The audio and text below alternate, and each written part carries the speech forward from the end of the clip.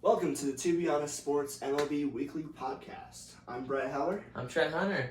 All right, Let's do get this. started. So first up on the list, we got the Marlins. They had 12 positive COVID tests. Yeah, what's really up with that? I have no idea, man. Like they're not in a bubble like the NBA or the NHL. They're kind of giving the guys the freedom to do whatever they want. And I mean, with that freedom does come the price of getting the virus. I mean, it's everywhere now. And I mean, if they had guys going out, I don't feel bad making them play a bunch of minor leaguers for the rest of the year. I just think it's pretty ironic the fact that they were actually starting to do well. Yeah. I mean, the Marlins is just this one team that you think of not as great. Eternal doom. Basically, yeah. With trading away Stanton and Yelich, and they just had a lot of bad luck. And once the universe saw that they were actually doing well, they're just like, nope, can't let it happen. Not anymore. With the Marlins' 12 positive tests today, I believe as of yesterday, my bad actually, Juan Soto has been reinstated to the Washington Nationals and can play again. Okay. I believe the Nationals were on a bit of a skid. They were about 2-4, 1-4, I believe. Yeah, they didn't really start off great to the year. I mean, being the reigning World Series champs, they didn't have too hot of a start. They always talk about the World Series hangover, but you got to think they had a whole extra month or two with the whole COVID situation. Mm-hmm. It's a wonder they didn't come out of the gate strong, but also they were missing their star from opening day. Also, if you look at it, they were the wild card going into the playoffs last year. So they weren't really highly ranked in the playoffs last year. So the fact that they even won the World Series is astounding. Yeah. Next up is Joe Kelly, the Dodgers reliever, throwing some cheddar, a slider right there to Carlos Correa, saying that he can't hit it, and then things got heated from there. Yeah, they did. I mean, looking back at this offseason, the Astros had just been attacked by the entire MLB community, and it was time for the Dodgers to get their licks in. Honestly, I think Manfred as commissioner should have done more. I think the MLB as a whole should have done more. They're giving a harsher punishment to Joe Kelly than they did to the Astros. Exactly. I mean, there was a lot that they stole from the Dodgers. There's a lot of stuff that the Astros stole from the Dodgers, and this is just their retaliation. I mean, there's going to be retaliation this year, and you can't keep suspending and fining people because they're angry. People need to get that out there. Exactly. There should have been, honestly, I felt a one-year postseason ban would have been even better. Because I think Houston, that's a big infraction. That helped them win a World Series. That helped them win a championship. That helped them get to a few World Series too. Yeah. I mean, with all of the stuff that they've been doing for years, they've been a constant, franchise-level team. And looking back on it, how much of that was cheating? How much of that would they have lost? I mean, being a Rays fan, we got beat by them in the playoffs last year. Was that cheating? Could we have won that? And if so, what would have happened? We don't know. I do also think the best punishment they got was Verlander being out the year. Yeah. Hate to say it, but I guess that's what we'll call karma for them cheating. And especially losing Garrett Cole, that pitching staff is really taking a hit. It's down to, I believe, Greinke, and that's about it. Yeah. Behind him, McCullers Jr. McCullers Jr.'s there too, but... So next we're going to start off with our rankings. We are a week into the season, so we do kind of have an idea of where these teams are. But also we got to think about what we see in these teams. First, we're going to start with the West, NL and AL. First with the AL West, I have the Oakland Athletics in the first position. So do I. I mean, with Houston, like we were just saying, there's a lot of leeway for them. They could still dominate and be a great team, but there is that possibility of them dropping off without Verlander and without a good pitching staff. And if any of their players were to get hurt or not play to their potential, then Oakland is right there to steal that spot. I think Oakland's just got a good lineup. They got Chapman, Canna, they got good old Matt Olson at first, and they still have a pitching staff. Sean Manaea, Frankie Montas, Jesus Luzardo. They're a very deep team. They're a deep team, and a lot of it was through being here in Nashville, getting to see them, their farm system. Mm-hmm. They developed a lot of these players through AAA, AA, AAA. And I feel like that's what we're going to see a lot is all these big market teams don't have much of a farm system. And with this shortened season, you're going to get tired because you're playing back to back. And with a deep team and with a great farm system like Oakland and like we've seen with the Rays, they're going to be able to step up with that depth. Second, I have the Astros. I don't think the Astros are going to fall off too bad. I think the pitching staff is not that big of a deal considering the 3 pitching staffs in the rest of the division are not anything to withhold. So not much to say about Houston. Yeah, I also have Houston at number 2 because they've still got a ton of stars on offense. They still got Correa and Bregman and Altuve. They've got a lot of talent on that team, and I don't feel like they're going to be dropping off that much. Third position. This is where we might disagree. Who do you have at third? In the AL East, at number 3, I have the Angels. So we don't disagree there. I do have the Los Angeles Angels from Anaheim. Mike Trout's the best player in baseball. Anthony Rendon was a crazy ad. Mm-hmm. Shohei Ohtani is hitting like 180. He and not pitching too well. Not pitching either, too. But I get that early in the year. Yeah. And there could be a big bump for him. He could be really good. We just got to see a huge leap quick, though. Exactly. And then as they grow, their depth is going to grow as well. Exactly. That's really one of the problems that I have with the Angels is they don't have much depth. Lack of depth. They only have about, outside of those 3, I can only think of Brian Goodwin, Upton. Yeah. They got Listella and Fletcher, but that's about it. Next up, in the 4th position, now that I've seen that, I think we probably have the rest going out. Do you have Texas and Seattle I have rounded Texas out? and Seattle, yep. Texas got Corey Kluber, a big add-on, and of course Lance Lynn. They've got a decent pitching staff. Joey Gallo out there. They're Nick Solak is going to be starting this year. He should be pretty decent at the DH position. Seattle's just not going to... They're bottom feeders this year. Yeah. But back to Texas, I just feel like this is their turnaround year. Like they've hit the bottom and they're starting to build back up a team, build back up with young stars. But with Seattle, like you said, they're not going to do much this year. I don't see much in their farm system other than Dante Williams. It's really just Seattle. I hate to say it. Yeah, we got Griffey right here, and we're trashing his team. It's hard to think that they're going to be anywhere higher than 5 this year. They're rebuilding right now. They're really trying to. Well, next we're on to the NL West. Number 1 is kind of a no-brainer. The Los Angeles Dodgers. Yep. Mookie Betts, Cody Bellinger, Clayton Kershaw, Walker Buehler. I mean, the 5th starter is Dustin May, I believe. Yeah. A star rookie. Los Angeles has a chance to win a crazy amount of games this year. Yeah, definitely, especially with the 60-game season because they have so much talent that they can just blow past any team, make them tired, and then keep dominating throughout the year. Well, you got to think, they sent Gavin Lux down. They have Kike Hernandez playing second, who's actually started the year off really well. But Gavin Lux, man, he's still waiting there in the curtains. If he comes up, they're just going to they have such a deep team still. Second, I have the San Diego Padres. I had the Padres as well. Machado, if he improves this year from what he had last year. Fernando Tatis. Tommy Pham. Will Myers in the outfield. Machado had a bad year last year, and you got to think with a guy like that, there's like an average where he's at. Yeah. He was below average, so you got to think he's got to progress back up to where he was last year. And they still have a really dominant team, a pretty good pitching staff as well. Yeah, Dinelson Lamet, he's going to have a pretty good year pitching. Chris Paddock, one of those pitchers that gets talked about a little bit, but he got sent down still to AAA last year. Yeah, he missed about a month last year because they wanted to regulate his innings. Yeah. As a rookie, he was their ace.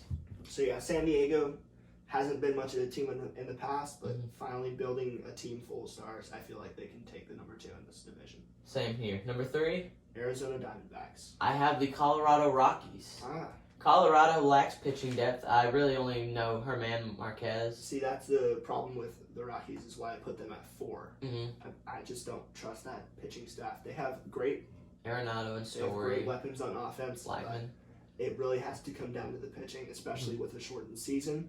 You have to have the depth in pitching to be able to make it through these games. I have Arizona at 4. I just don't know Robbie Ray. I can't think. Is Robbie Ray even still there? I can't really think of many names in that pitching rotation for Arizona. Not many, but they do have a lot of overall talent. Mm-hmm.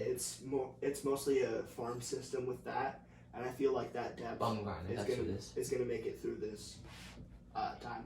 They're not really dominant yet, but I do feel like they're growing, and the weapons that Colorado has, I just don't think will put them past the Diamondbacks.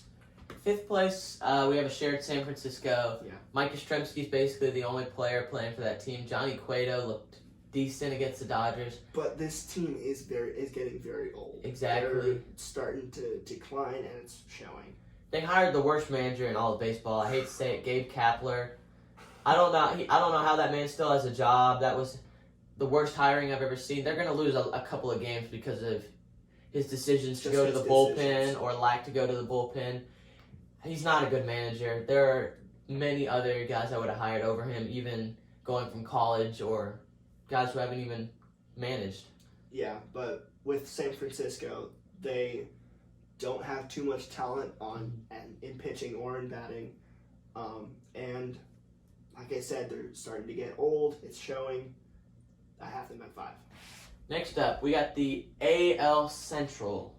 AL Central, with the first in the division, I put the Cleveland Indians. Wow, I put the Minnesota Twins. I had the Twins in number 1, but I feel like that pitching staff in Cleveland is just dominating. That is true. They got Plutko, Bieber.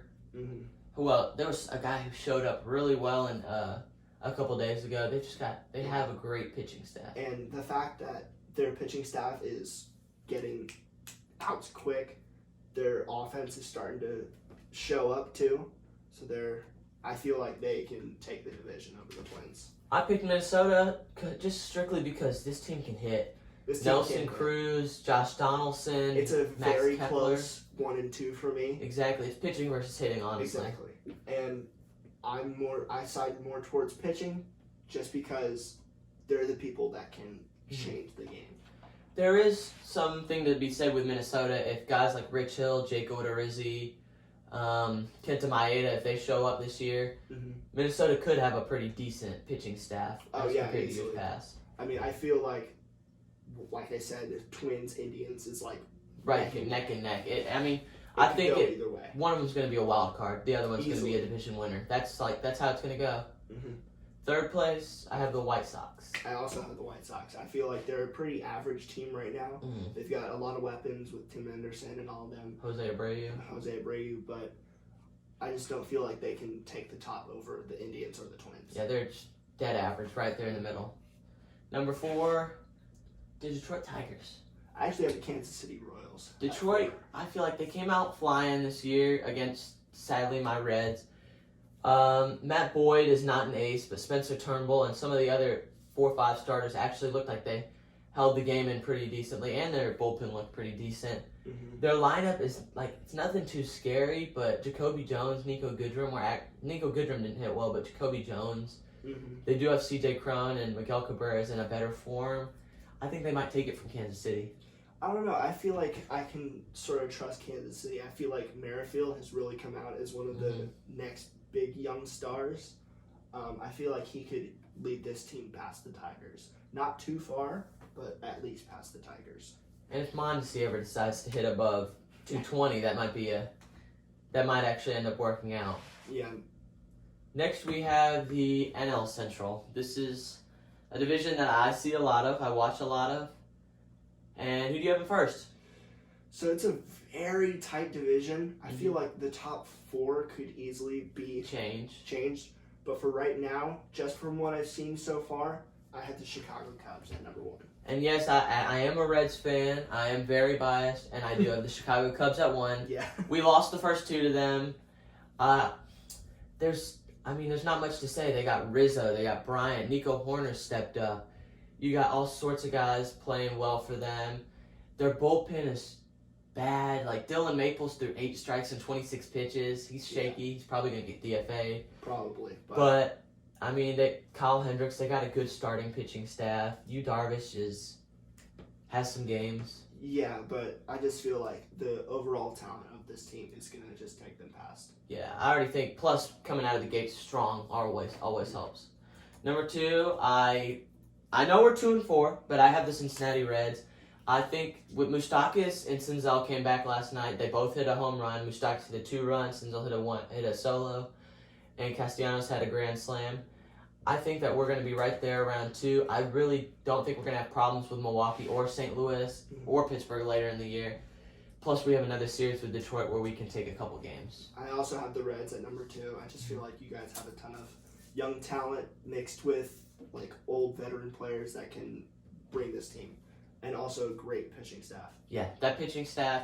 I mean, Gray, Bauer, and Castillo are 3 of the best in the division. Easily. It's gonna be a 3 good of the year best for in the pitching. league.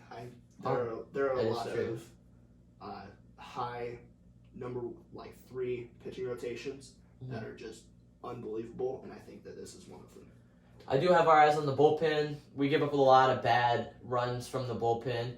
It's just a problem with our starters have a lot of good off-speed stuff that gets guys to strike out, and then our bullpen comes in and they try to throw heat, and it never works out. At number 3, who do you have? I have Milwaukee at number 3. Milwaukee as well. Christian Yelich, and that's about it. I mean, you got a couple good games from every now and again from Brandon Woodruff, some guys like that. They do have one of the best bullpens in the league. That's going to win them some games. But Yelich is such a leader on that team. He can easily lead this team pretty far, but I just don't see them being the top of the division. They do have some decent guys, Keston Hiura, Lorenzo Cain, Omar Narvaez, but it's going to be coming down to the end of the year where if you have depth, you're going to do well, and they just don't have depth. 4? At 4, I have the St. Louis Cardinals. Yeah, no one's putting the Pirates above 5, but the Cardinals, Jack Flaherty, Miles Michaelis maybe on a good day. That's about all they have in the rotation. I don't know what kind of Paul Goldschmidt we're going to see the rest of the year if we're going to see. It's very up and down for him, especially for his future in St. Louis. And honestly, they're still playing guys like Carpenter, Daly, some of those guys that just I don't think they need to play. Mm-hmm. And then Yadier Molina is starting to get older. They're saying this might be his last year, but I just feel like they just need a reset on that team. That team just needs to get young. They need to play their younger guys from the minors, and they just need to. I think it's time to give up on some of those older guys. It's time for them to retire. Last place is Pittsburgh. Below average pitching staff. Below average hitting. Still one of the worst trades they ever made for Chris Archer. Exactly. Who's not even playing this year, and a below average bullpen is going to get you in 5th place in your division. Josh Bell, he runs hot and cold. He had a great first half of the year last year, and I think awful in the 100s at the end of the year. And then they got Brian Reynolds, who's batting 100 to start the year. There's not much I see there. Not if anything, honestly. And I mean, Pittsburgh's never really been a powerhouse. Even in their heydays, they were 3rd in the division. So I feel like they just need to start building up that farm system, just trying to get people. That's like their one problem that they have. They're also kind of fixated there in this. Like, I also feel that like the Phillies are this way. They think they're in this win now mentality when they really don't have the talent to win now, and that's what happened with the Archer trade. They traded Glasnow and Meadows. Their future. They traded Garrett Cole. Like, you got to think there are so many. The Marlins kind of did that. They tried to trade away. They did the opposite way where they tried to go into a rebuild and trade some of their stars. Yeah, if they had built around those stars, they could have succeeded. Next up, we got the AL East. The AL East, I might be a bit biased on here, but I have the Tampa Bay Rays. Tampa Bay Rays. I fully understand that. I do have the Yankees. I understand where you're coming from. Very close 1 and 2. I mean, you got Garrett Cole, who's pitched okay, not great. Not great, and with a lot of that pitching staff hurt or sick. Tanaka and Severino are gone, or Tanaka might actually play this year. But they've got some holes in that team, but I think just the overall talent, I see that overall talent could easily put them at 1. The Yankees, I for one have them at 2. The Yankees have a good hitting. They don't have good starters. They have a great bullpen and great hitting. I mean, Stanton, Judge, LeMahieu. You can name so many different players, and then they have Paxton and Happ as their 2 and 3. Mm-hmm. I don't know if that's going to get them any games, really. Yeah, because they are still pretty young, Mm-hmm. Paxton and Happ are, but it's just really up and down for them. Tampa, I do have it too. I mean, I expect the same that I expect out of them last year. I just think the Yankees are going to win so many games, and Tampa Bay is going to be right there. But like Tampa Bay is going to be in a wild card again. They added Susugo and Martinez, and we've got a lot of depth on that team. I mean, I've been watching a lot of Rays games so far this year, and especially in our pitching staff, we don't let our pitchers get like through 5 innings. Yeah, we take them out very early and put in relievers. And I feel like that is really going to help us succeed calm down and like catch our breath. And I just feel like none of the other teams in this division have that, so that's why I have the Rays at 1. I do have to say they got Morton showing his age a bit, but they also got guys like Glasnow, Snell, who if they have great years, I mean, sky's the limit. I could easily see Glasnow being a Cy Young winner. And y'all sat last night even. Willie Adames sat. And Willie Adames is a above average shortstop in this league. Yeah. And they came in off the bench, went 1 for 2. Yeah. I mean, you're going to have nights where some of your guys are going to sit that are better. And if they can come off the bench and hit just as well, I mean. And this is all without Austin Meadows. I mean, he's been cleared to start practicing again. But once he comes back, I feel like he'll be a real game changer. Number 3, the Toronto Blue Jays. I also have the Blue Jays. Bichette, Guerrero. That youth can just get them basically the whole way. Maybe Hyun-Jin Ryu can do something. It's the youth in Toronto. Toronto did the rebuild right. They're actually going uphill. The Ryu signing, I don't necessarily like. It was a bit too early in there. I think it was a bit too late for Ryu, too, because he is getting old already. Yeah. So I feel like that kind of deal for him, you'll just see a decline on him pretty soon. Yeah, and I also, when you're looking at it, it seems like sometimes you might sign a pitcher who's on the decline when you're going up on the incline. But they signed him a little too early. I mean, if it was 2 years later, maybe I'd do that, but not right now. At number 4, I have Boston. I also have the Red Sox at 4. They still have Benintendi, Bogarts, guys like that. Just no Chris Sale. Their talent is really starting to age, and it's starting to show. I mean, they've been doing all right so far this year. They've still got stars like Jackie Bradley Jr. that are hitting really well, but I just feel like without that pitching staff, that's just going to start to decline. Nathan Eovaldi had a great, I believe, first 2 games. He's played pretty decent. We'll see how he ends up. 5, we got the Orioles, both of us. Fairly certain on that one. Nothing is going to go right for the Orioles. Jose Iglesias is the best player there right now. Yeah. I mean, I feel bad for Trey Mancini. He's got cancer, but he was really their only shining light last year. And now that he's not playing, it's difficult for me to say there's anything there. Exactly. Next up, we got the NL East. In first place for the NL East, you have? The Atlanta Braves. Atlanta Braves. They are one of the best all-around teams other than New York. Yes, they've really built around players, and they know that those players are going to be good. I mean, Swanson has done great things. Oh, for sure. Freeman's done good. Albies and Acuna, actually, he started off the year bad. He started off really slow, but I can see him starting to pick up already. They brought Markakis came back, I believe, today. So I hate to say it, but you might see Markakis in right, Enciarte in center, and a guy like Austin Riley in left. And they might give Acuna the night off every now and again because he's a superstar, but a superstar needs to get it. Exactly. In a 60-game season, he's got to get started at some point.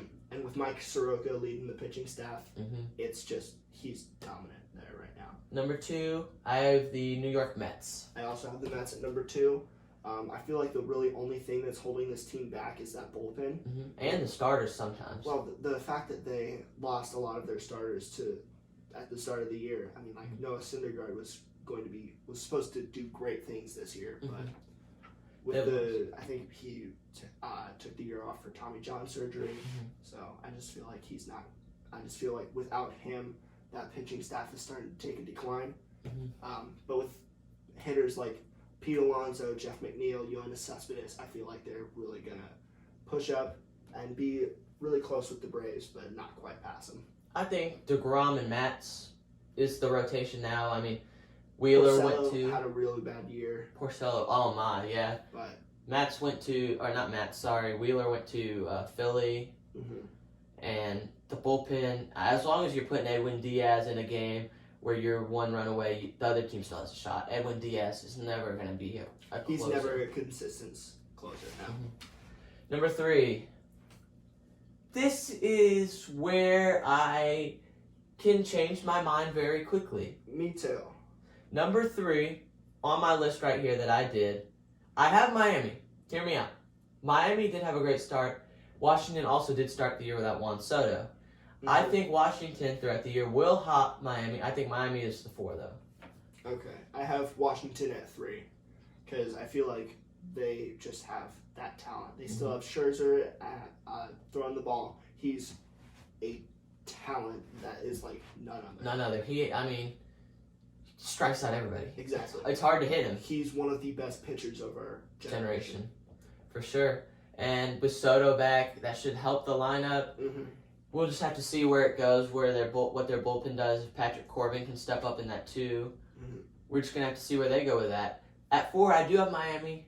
I also have Miami at 4. Alcantara started opening day, and man, he looked like one of the best pitchers in the league as a rookie. Mm-hmm. Or sorry, second year. He was a rookie last year. They got guys like Caleb Smith, Yamamoto. They have a decent enough team to be 4. And the way that they started, it looks like they're hot right now. Mm-hmm. But with COVID and all of that, they might come back weaker. They might lose that bottom, or they might take that bottom spot when it ends up.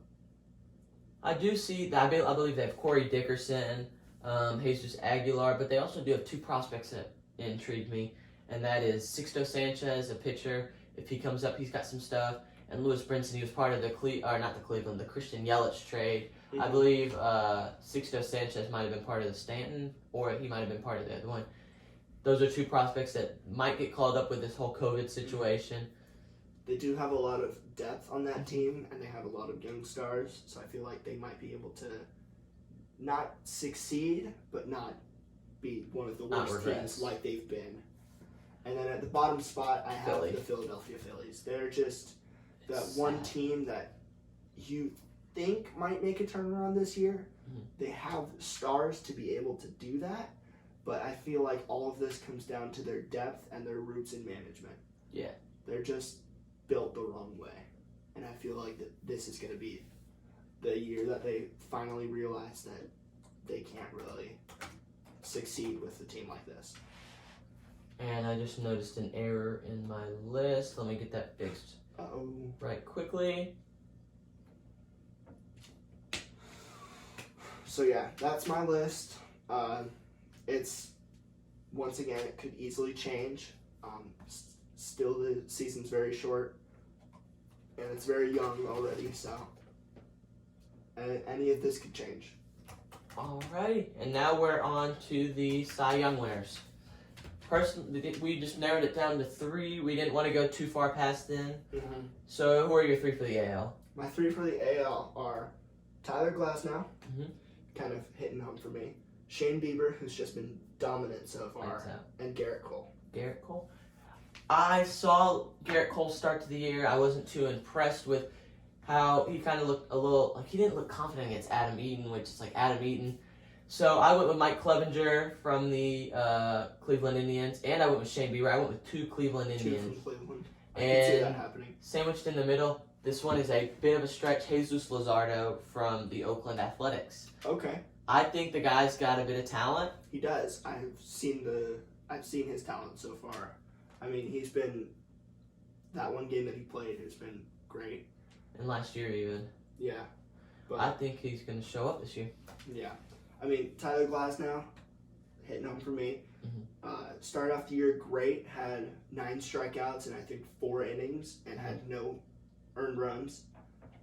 Started off great. I feel like with the way Tampa Bay has their bullpen and plays their bullpen, he could stay healthy and he could stay juiced up for every game. He won't lose his like composure. He won't lose. He won't get injured like last year. He did last year. And I feel like he can just take a breather and stay calm and go throughout the year and just be dominant. Because the way Glasnow pitches is just unreal. Because the way he pitches is every pitch he throws, he just wants to throw. He doesn't have a specific way of throwing it. He just throws it, and you can see it, and it's fantastic. That's what I also see in both the Reds and the Rays. Bauer and Glasnow are both the 3 starters, and being the 3 starter, that gives you a little more confidence with these 2 guys ahead of you. You're like, okay, I'm going up against another 3 starter that I'm head and shoulders better than because I'm an ace. Exactly. Like these guys are aces. All of these pitchers for even for the Rays and for the Reds could easily be a number 1 anywhere else. Next up for the NL, who do you got? For the NL, I have Jacob deGrom, Mike Soroka, and Walker Buehler. Interesting. I do have Jacob deGrom. I mean, Cy Young winner since forever, I feel like. He's just a completely dominant pitcher and will be for years. I have Chris Paddock, I also have interchangeable with Max Scherzer. I mean, Max Scherzer, if he gives up a lot of if he has another bad game, and I say bad game in air quotes because a bad game for Max Scherzer is great for others. Well, even if Max Scherzer gives up 6 runs in a game and people talk about, oh, Max Scherzer had a bad game, Max Scherzer's average is last year his average was a 2.7 ERA, something like that. Right? So you think about he gives up 6 runs, he's not going to have negative regression. He's going to have positive regression if he gives up 6. So you're thinking he's going to give up no runs for 2 games? Yeah. I think he's because Max Scherzer is still Max Scherzer. He can be dominant whenever he wants to be. He turns it on like that. It's Exactly. scary. Number 2, and my last one, Sonny Gray. I love Sonny Gray as a Reds fan. Love watching him pitch. He's got a .71 ERA. No one could touch him last night in the Chicago game. I mean, he's just really turned it on this year. He's been great the past few years, but this year he's on point. He's very, has great chemistry with his catcher. He's just great on it. Now we move on to the MVP section. We have the AL first, of course. Who do you got for the AL? So the 3 that I chose for the AL MVP are Giancarlo Stanton, who started off great this year. I too have him. Nelson Cruz, who already has 3 home runs. He's a home run machine in Minnesota. People don't recognize he played 120 games last year and hit 300. Exactly. I didn't even realize it until I looked the other day, and he's hitting 300 to start off the year. I have confidence that Nelson Cruz, he's definitely going to hit 300. I could see him hit 400. Be one of the only players in the league. Him and Anthony Rendon, I could see hitting 400. Yeah. And then the third one that I chose, kind of a stretch for this, I actually had Whit Merrifield. Whit Merrifield. Exactly. He's a hit machine. Exactly. He's great at hitting. He can hit homers when he needs to, and is just an overall great batter. And I just feel like he's easily the most valuable player on the Royals right now. And if he takes them anywhere, that's a surprise. I have for the NL. Who do you have? For the NL, I chose Dansby Swanson, who's just started off great this year. Is just like as a bat magnet. Is always getting hits. One of the best shortstops in the league. And he doesn't get enough attention. Yeah, there was a reason he was the first overall pick in 2015. Number 2, I have Anthony Rizzo, who has started off pretty good this year. He's had a lot of homers and is a pretty good leader on that Cubs team. And then Mike Yastrzemski. I mean, there's not much to say about him.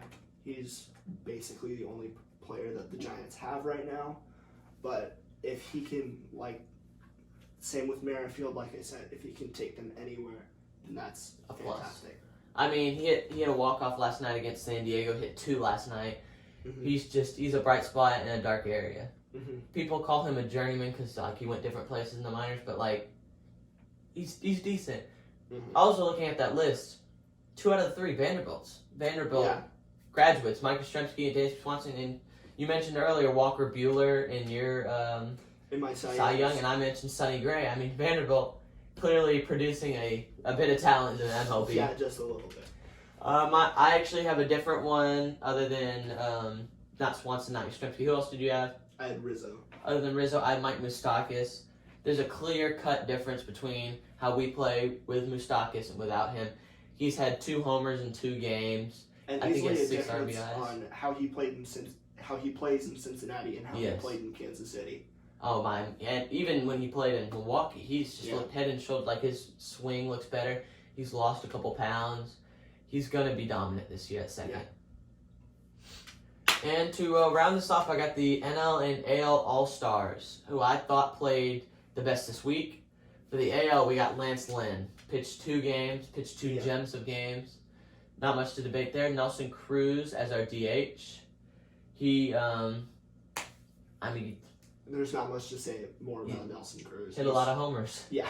Couldn't find very many people at first for the AL, so we have Jose Abreu. Okay. Bang on average, hit 2 homers. LeMahieu was hitting 500 this week, and he's, of course, a contact machine. He gets on base. Shortstop is Carlos Correa.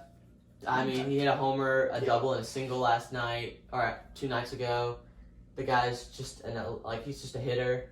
Jose Ramirez at third. Again, a lot of these guys just hit homers and average. Yeah. They have great OPS to start the year. Like, you look at the OPS leaders, these guys are all at the top. They're getting extra base hits. They're getting walks. Stanton in left because Stanton crushes balls. Center field, Jacoby Jones. He actually killed us. Has been really good to start the year. It surprised me, too. Detroit has not ever Miguel Cabrera, but they haven't had talent in a while. Yeah. Right field, left field, I don't know, Michael Brantley. Yeah, Michael Brantley has been really good to start the year as well. For the NL, Sonny Gray. Sonny Gray to start, okay. He pitched 2 games. A lot of guys had Shane Bieber pitched great. Shane Bieber would have been the other one. But there were some pitchers who pitched great, but Sonny Gray pitched 2 games. We got more of Sonny Gray. We got to see more of what he did. And some might think that his first game was a fluke, but his second game he showed that he was for real. For real. DH/first base. I call it DH/first base because I have 2 guys that are first basemen. Okay. Anthony Rizzo and Colin Moran. Okay. One from Chicago, one from Pittsburgh. Rizzo, again, OPS is high, homers are high. These guys are getting on base. Yeah. Second base, Moustakas. I like what I saw. Shortstop, Dansby Swanson. Dansby Swanson has been really good. He's been great at bat. He's been great on the field. He's an all-around great player right now. Third base, not very many to choose from. I chose Brian Anderson. Okay, yeah, that fits. Miami. He only played 3 games, but he did decent. Marcell Ozuna in left for Atlanta had a really bad first game, but I feel like since then he's found a way to hit again. Center field, Mike Yastrzemski.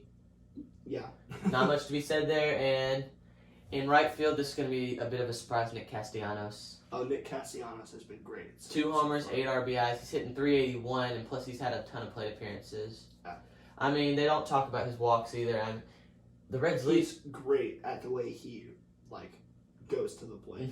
He will go down 2 strikes and then still get a walk off. So I think the Reds, they don't talk about it, but they're hitting .220 as a team. They're bottom of the league in average, but they're actually first in the league in on base, and it's because they lead the league by a huge margin in walks. So yeah. So a lot of good and bad so far this year. We'll keep an eye on the rest of it. Be interested to see where all these teams are going to be next week. As far as Miami, if they play at all this week, if they don't play, I'm not even going to move them because I don't think Philly will play if they don't play. Yeah. We're going to see, there will be a lot of changes next week. All right, so that'll be a wrap for MLB Weekly Updates. We'll see you next time with our next MLB update, and stay tuned for our NHL recap starting with the NHL playoffs.